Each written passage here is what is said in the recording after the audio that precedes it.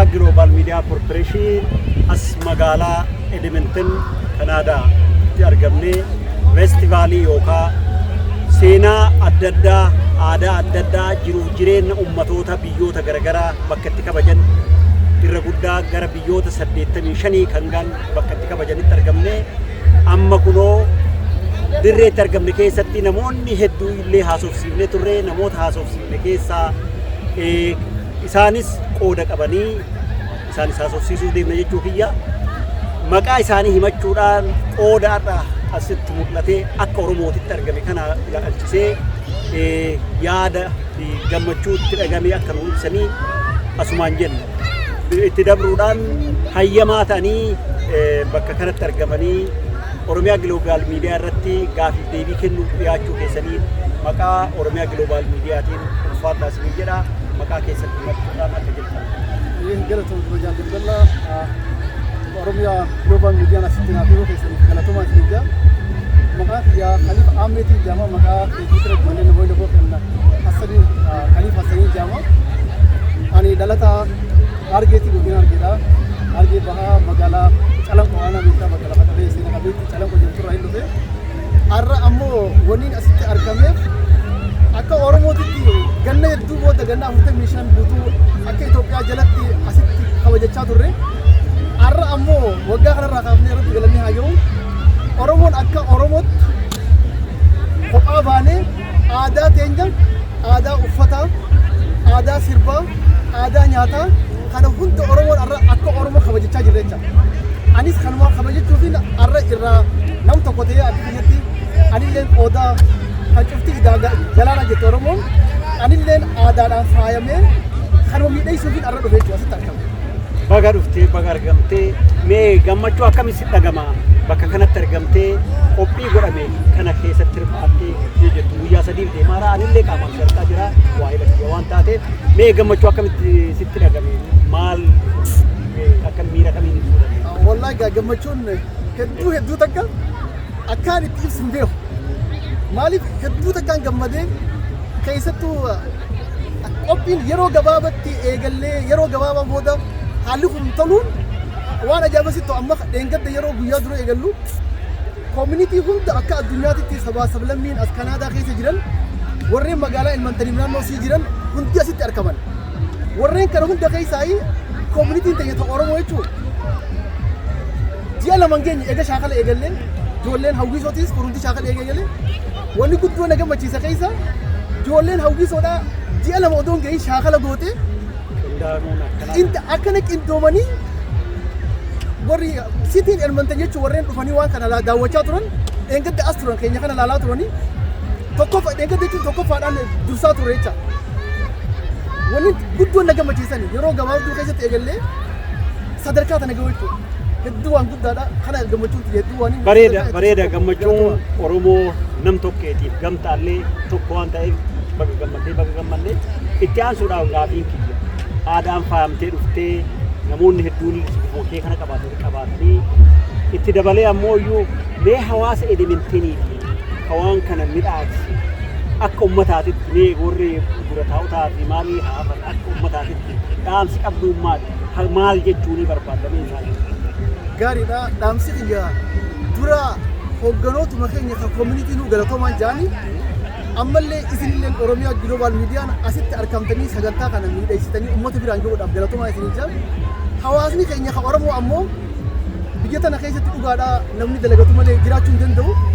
Dalagaa isaaniirraa guyyaa 3 hafanii xiqqoon jechuun ilmoon ji'a tokko odoo nafin as jiran jechuudha hawaasni keenya. Kanaa hedduun irraa gammadee ammallee aadaan kun nu barachuu qabaata. Dhaamsi tokkichaan guutuu qabu uummata keenya kan Oromoo keessaa Edmontanii fi naannoo isii jiraatan. Wallahi hedduun isinirraa gammadee Oromoon biyya biraa jirtu akkasumas isinirraa gammadde. Kanaaf dhaamsi kiyya tokkummaa teessan jabeessaa akka barame kun itti haanuufuuf kun jalqaba malee xumuraa miti itti nu haafuufu jabaadhaa isinillee galatoomaa isin jaa warreen Oromiyaa Miidiyaan Global. Bareeda amma asitti argamtee aadaan mul'atu amma asitti kan Oromooti haga tokkollee kan saboota garaagaraallee jiraachuu dhabaatu Oromootu jira warroota hafan sabaaf sablammii garaagaraatu jira akka jiraataa asiitti miseensa community elementary warroota san akka hirmaatanii yookaan akka hirmaatan yaada akkamii qabdanii gaariidha warroonnan amma hin hirmaatin keessa Oromoo ta'ee kan hirmaatin akka jiru natti hin fakkaatu warreen ammoo hin hirmaatin hirmaachuu qabanii sabni biraa ammoo dhugumatti yoonii fi namu akka sabaatti akka communitytti dhufanii kabajatan yeroo takka yoo laalan ifimaafuu irraa dhaabbachuu gana itti fufaa deemanii sabni biraatillee dhufee waan kana kabajachuu qaba waan nama hundaati jechuudha wanni guddoon biitti tun qabdu keessa dhugumaa si bakki mirgitti wal qixxummaa kajeelsan akka biyya tana mirga sabaa sablammii kajeelsan rabbiin akka fedhu qaba biyya teenya irraa nu baaseeti biyya ambaa biyya nu godhe jechuun biyyatti kabajaa qabdu jechuudha kabajaa sabni hundi kabajaa qaba communityleen kabajatilee community xixiqqashoon dhufanii kabajachuu qabanii keessaafuu communityleen Itoophiyaa jala jiran dhufanii kabajachuu qaban bahanii ammoo duratti nuti aadaan keenya beekamu aadaan keenya Itoophiyaa jalatti turre warruma abbaa mul'ata malee keenya mul'achaa turre jechuudha. Har'a ammoo Oromoon eenyuu kajoosan addunyattis garsiisu. Saniifuu warreen aadaa kana dhuftanii kabajatin ayyaana kana kabajatin communityleen saba biraatilleen kophaa bahatii kabajadhaa bakka jirtan namuu ifarkaan jaa'imu. Xiqqoo duubatti deebisuun barbaada. Waa'ee biyya baqaatiif biyya keessaatitti sachi deebisee fuullee asitti waliin madaachiftee baroota dheeraadha namni kan baqachaa ture akkas baqataa taatee biyya kana dhuftee fuula sanitti yoo laaltee har'a laaltu Oromiyaan maal fakkaachaa deemaa jirti? Ka biyyaallee ta'ee gaariidha eegichi deebine egaa taariikha kabilaasii kaasaa fakkeenyaaf yeroo barnoota ture jechuudha amma 2005 barnoota irraa ari'amee ture yeroo fincila diddaa gabrummaa sanii achirraa egaa hambee booda biyya keessa turreetiin gara Keeniyaa baqadhee ture Keeniyaa giseen dhufu hawaasni Oromoo achittis qabatee deemuu arge achirraa ammas waan ajaa'ibsiisaa ta'u lakkuma fagaachaa deemuu namni wal qabatee deema ati gaa rakkoon jirtus jiraatee ture jechuudha Oromoon yeroo rakkoodhaa hundinuu tokko ta'e jechuudha yeroo nagayaati gargar waan jamalee namni biyya sadaffaa kana giseen dhufu hedduu ammas waan garaagaraa arge ammoo jijjiiramni duraanii amma iddoo jiru Oromoon jabaachaa deemuu jirti asirratti ammas tokko waliin dhaamsiin an qabu Oromoon gandarraa fagaate jabaachaa yoo deemu Oromoo ganda jiruufillee abdii ta'a jechuudha akkas warri biyyi jiru jabaachaa deemu kanaaf garan jabeessaa adeemu aadaan keenya ammoo ilmaan asitti amma ijoolleen daa'imman xixiqqashoon gabu iskuulatti malee dura waan Oromoodha jechuun namni warra dhufa waan Oromoo beekuu hin danda'an har'a gisee akkasumas ammoo daa'imman mana barnootaa wajjin baratu wajjin asitti arganii an Oromoodha atis Oromoo aadaa uffattee dhuftee wal bareechu daa'imman kun dhaloonni kun jiru kunillee kutu dhaloonni kun jechuudha walitti qabu kun itti fufsiisa waan kana kanaaf haalli durii fi amma jiru wallaahi hanga dachiisa miti hedduu waan nama bareechaa ulfaadhu ibsanaa kennite silaafuu wanni nama gaafatamu wanni Oromoo amma kitaaba illee osoo barreessine fixuun dandeenyu atis deebiftuu wanni kitaaba irraa dubbistu jiru qoma kee jira waan kanatu na hafe jettee ka dubbattu yoo jiraate hedduu irra fardiin kanatu na hafe jettee ka dubbattu yoo jiraate akka dhaamsaatittis akka yaada kennachuu dandeetta amma ammoo iyyuu gaafii ta'ii kenna asumaan xumurree gama yaada keetii akka deebineetiin nagattuu dandeenyu barbaada. Gaariidha galatoomii dhaamsii tokkichaan qabu Oromoon jabaadhaa tokkummaa keessatti jabeessa keessaafuu Oromoon diyaaspooraa biyya ambaa jirtan rabbii ja'aatii tokkummaa keessatti jabeessa waan wallaalaan asii godhu asitti wallaalaan godhu beekaan biyyaasa wallaalaa asii kana beeka fudhata kanaaf namni keenya kaas jirte tokkummaa keessatti jabeessa waan fuula miidiyaa irra baatanii walitti qeessina waan mari'attan keessaan gattaa mari'adha Oromoon caayee qabdi takkitti tokkummaa jabeessa tokkummaa keenyaa jabeeffannu waan hafe kana hanga nu hafe itti hafuun laanuun jaa galatoom jaalabdalla.